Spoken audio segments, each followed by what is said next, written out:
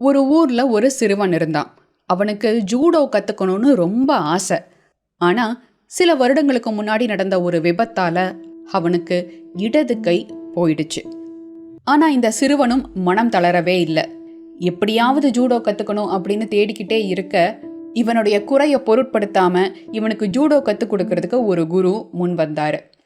ஆனா அவனுக்கு ஒரே ஒரு குத்து வித்தையை மட்டும்தான் சொல்லி கொடுத்தாரு.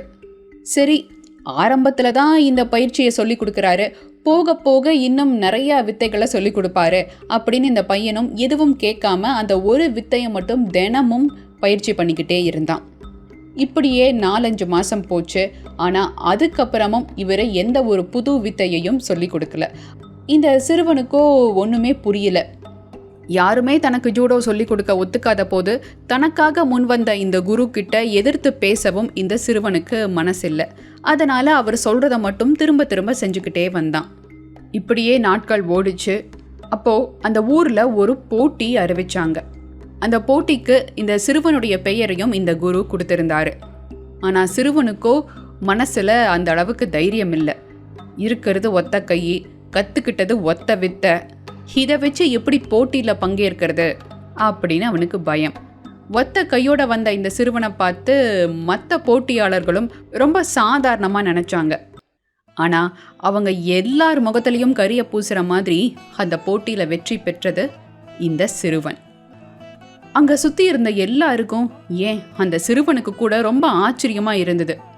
உடனே தன் குரு கிட்ட போய், எப்படி குருவே என்னால் ஒரு கையை வச்சுக்கிட்டு அந்த ஒரே ஒரு குத்து பயிற்சியை மட்டும் கற்றுக்கிட்டு எப்படி என்னால் ஜெயிக்க முடிஞ்சது அப்படின்னு கேட்டான்.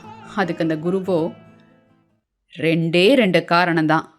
ஒன்று, நீ பயிற்சி பண்ணது ஜூடோலையே ரொம்ப கடினமான குத்து வித்தை, இது எல்லாராலையும் பண்ணிட முடியாது. 2வது காரணம், ஒரு வீரன் இந்த குத்தும் போது எதிர்க்க இருக்கிறவன் அதை தடுக்கணும்னா குத்தரவனுடைய இடது கையை பிடிச்சி மடக்கணும். உன்கிட்ட அது இல்லாததுனால யாராலையும் உன்னை தடுக்க முடியல அப்படின்னு சொன்னாராம். எனக்கெல்லாம் எந்த திறமையும் இல்லை, நான் எல்லாம் எதுக்கும் லாய்க்கில்லை அப்படிங்கிற நினைப்பு உங்கள் மனசில் இருந்ததுன்னா உங்கள் திறமையை நீங்கள் கண்டுபிடிக்க வேண்டாம். உங்ககிட்ட இருக்கிற குறை என்னங்கிறத கண்டுபிடிங்க. அந்த குறையை நீங்கள் நிறையா மாற்றினீங்கன்னா உங்களை அடிச்சுக்க யாராலையும் முடியாது.